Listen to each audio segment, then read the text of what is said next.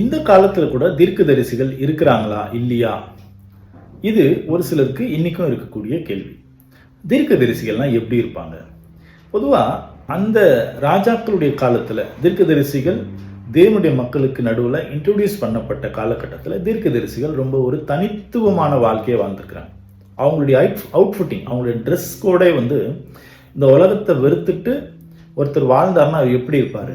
அவங்க ட்ரெஸ் பற்றி ரொம்ப கேர் எடுத்துக்க மாட்டாங்க. எலியாவை பார்த்தீங்கன்னா அவர் ஏதோ ஒரு ஒட்டகத்தினுடைய தோல் மாதிரியான ட்ரெஸ் எல்லாம் போட்டுட்டு ரொம்ப கேர்லெஸ்ஸான ஒரு லைஃப். ஆரோக்கியத்தை பற்றி கவலைப்பட மாட்டாங்க, வீடு பற்றி கவலைப்பட மாட்டாங்க, இப்படியெல்லாம் இருப்பாங்க. தேவனுடைய வார்த்தைக்கு தான் இம்பார்ட்டன்ட் கொடுக்குறவங்க அப்படின்னு. இதே தான் யோவான் ஸ்நானங்களுக்கும் கம்பேர் பண்ணி எழுதியிருப்பாங்க. அவர் ஒட்டக மயிர்னால செஞ்ச ட்ரெஸ்ஸை மேலே போட்டுட்டு காட்டில் இருந்த வெட்டுக்கிளினா அது ஒரு விதமான கிழங்கு, அதை எடுத்து சாப்பிட்டுட்டு காட்டில் இருந்த தேனை சாப்பிட்டுட்டு மனுஷங்களை விட்டு விலகி இருந்தார் அப்படின்னு சொல்லி இருக்கும். இது மாதிரி பைபிள் முழுக்க நிறைய தீர்க்கதரிசிகள் இருக்கிறாங்க. தீர்க்கதரிசிகள் இந்த காலத்திலையும் இருக்கிறாங்களா அப்படின்னு நீங்க கேட்டீங்கன்னா, ஆமா இருக்கிறாங்க. ஃபர்ஸ்ட் தீர்க்க தரிசனம்னா என்ன அப்படின்னு நம்ம புரிஞ்சுக்கணும். தீர்க்க தரிசனம்னா என்ன அப்படின்னு சொல்லி வெளிப்படுத்தின விசேஷம் 19வது அதிகாரம் 10ஆம் வசனத்துல யோவான் எழுதும்போது இயேசு கிறிஸ்துவை பற்றின போதனை தான் தீர்க்க தரிசனத்தின் ஆவி அப்படின்னு சொல்லி தூதன் சொல்லுவார். அப்போ என்ன அர்த்தம்? இயேசு கிறிஸ்துவ ஒருத்தருக்கு உண்மையிலே சொல்லி கொடுக்கணும், இயேசு கிறிஸ்து இவருடைய லைஃப்ல வரணும் அப்படின்ற எண்ணத்தோட நீங்க யாருக்காவது இயேசுவை போதிச்சிங்க அப்படின்னா நீங்க ஒரு தீர்க்கதரிசி. ஆனா இன்னைக்கு இருக்கக்கூடிய நிறைய சுவிசேஷ ஊழியம் செய்யக்கூடிய நபர்களும் அல்லது போதகர்களும் இந்த மாதிரியான தீர்க்கதரிசிகளாக இருக்கிறாங்களான்னு கேட்டீங்கன்னா கிடையாது. ஏன்னா இந்த ஊழியம் செய்யும் போது இவங்க எப்படி செய்வாங்க அப்படின்னா, ஒரு நபருடைய அவுட்ஃபிட்டை பார்ப்பாங்க. அவர் நல்ல வசதியானவர் மாதிரி தெரிஞ்சா இவர் எப்படியாவது நம்ம சபைக்குள்ள வந்துடணும், அவருக்கு கொஞ்ச நாள்ல தசம பாகம் காணிக்கையை பத்தி எல்லாம் சொல்லி கொடுத்து அவருக்கு ஆசையை உண்டாக்கி காணிக்கையை தசம பாகத்தை அவர்கிட்ட இருந்து ரெகுலரா வாங்கிடலாம் அப்படின்ற எண்ணத்துல, அதுக்காக இவருக்கு இயேசு தேவைன்றதுனால இயேசு உங்களை ஆசீர்வதிப்பார், உங்க கஷ்டத்தை மாத்துவார்னு சொல்லி நிறைய ஆசைகளை தூண்டி விட்டு அவங்கள சபைக்குள்ள கூட்டிட்டு வருவாங்க. இது தீர்க்க தரிசன ஊழியமான்னு கேட்டீங்கன்னா இல்ல. அப்ப தீர்க்க தரிசன ஊழியம்னா என்ன அப்படின்னா, நாம யாருக்கு இயேசு கிறிஸ்துவை போதிக்கிறோமோ அவங்க கிட்ட இருந்து நாம எதுவுமே எதிர்பார்க்காம, அவங்க தொடர்ந்து நம்ம கூட பயணம் பண்ணலனாலும் நாம சொல்லி கொடுக்க வேண்டிய இயேசு கிறிஸ்துவை சரியான விதத்துல சொல்லி கொடுத்துட்டு நாம நம்ம வேலையை பார்த்துட்டு போயிடணும்.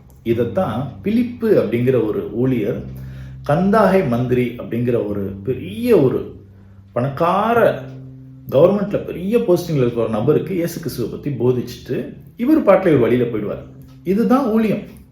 ஆனா இன்னைக்கு எப்படி இருக்கு ஊழியம் அப்படின்னா, தான் எதிரில் இருக்கக்கூடியவங்க நல்ல வசதியானவங்களா இருந்தா எப்படியாவது அவங்கள நம்ம கூடவே வச்சுக்கணும், நம்ம சபையில வச்சுக்கணும். தான் எதிரில் இருக்கிறவங்க ரொம்ப ஒரு பாவப்பட்டவங்களா, ஒரு சரியான வேலை இல்லாதவங்களா, வசதி இல்லாத ரொம்ப ஒரு அடிமட்ட நிலைமையில இருக்கிற ஏழையான நபரா தெரிஞ்சா, இயேசு உங்களை நல்லா ஆசீர்வதிப்பார், நல்லா நான் ஜெபம் பண்றேன், நீங்களும் ஜெபம் பண்ணுங்க, ஒன்றும் ஆகாது, போங்க தைரியமா போங்க அப்படின்வாங்க. இதெல்லாம் எது அப்படின்னு கேட்டீங்கன்னா, இவங்களை பத்தி யாக்கோபுல தெளிவா யாக்கோபு எழுதிட்டாரு. இந்த மாதிரியான ஊழியங்கள்லாம் போலியான ஊழியம், போலியான ஊழியர் அப்படின்னு.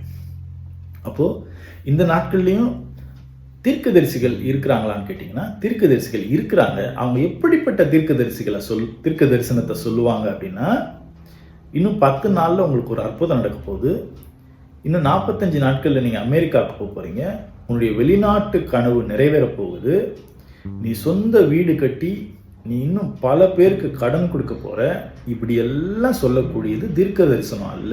இது எல்லாமே குறி சொல்லுதல் மாதிரி, ஜோசியம் சொல்ற மாதிரி கிறிஸ்தவர்களை ஏமாற்றக்கூடிய போலியான பண ஆசை பிடித்த போதகர்களுடைய போதனை.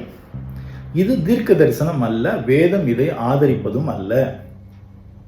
இந்த வருஷம் பிகினிங் தொடங்கும் போது பெரிய பெரிய ஊழியர்கள்ன்ற போர்வையில் இருக்கிறவங்களாம் ஜெபம் பண்ணுவாங்க தெரியுமா, இந்த வருடம் ஆசீர்வாதத்தின் வருடம், உச்சத்தின் வருடம், சமாதானம், இப்படி எல்லாம் பேசுவாங்க. மகனே, இந்த வருடத்தில் உன்னுடைய அத்தனை பிரச்சனைகளும் முடிவுக்கு வருகிறது அப்படின்லாம் சொல்லுவாங்க. ஆனா அப்படி சொன்ன எத்தனையோ ஊழியக்காரங்க சொல்லி முடிச்சு கொஞ்ச நாள்லயே கொரோனா வந்திருக்கு, பெரிய பெரிய நில அதிர்வுகள் வந்திருக்கு, யுத்தங்கள் வந்திருக்கு, தேசத்துக்குள்ள சமாதானமே கிடையாது. அப்போ இவங்க எல்லாம் போலியான தீர்க்கதரிசிகள். இவங்களை நம்பக்கூடாதுன்றதை ஃபர்ஸ்ட் நீங்களாம் ஏற்றுக்கணும். பெரிய புகழடைஞ்சவங்க தான் பெரிய தீர்க்கதரிசின்னு இல்லைங்க. எங்கேயோ சத்தமே இல்லாமல் வந்து கூட சாதாரணமாக தேவனுடைய வார்த்தையை சிலர் பேசிட்டு போவாங்க. அது மாதிரி ஆட்களை நீங்கள் என்ன பண்ணணும்னா தேடி பார்க்கணும். அவங்க சொல்கிற வழியில் வேத வசனத்தை நீங்கள் பிடிச்சிக்கணும். அப்போது தீர்க்கதரிசிகள் இந்த காலத்துலேயும் இருக்கிறாங்களான்னு கேட்டிங்கன்னா, என்ன கேட்டால் இயேசு கிறிஸ்துவை சுயநலம் இல்லாமல் யாரெல்லாம் போதிக்கிறாங்களோ அவங்க தான் உண்மையான தீர்க்கதரிசிகள். இயேசு கிறிஸ்துவின் பேரில் மக்களை சம்பாதிச்சுக்கணும்னு நினைக்கிறவங்க தீர்க்கதரிசிகள் அல்ல, போலிகள்.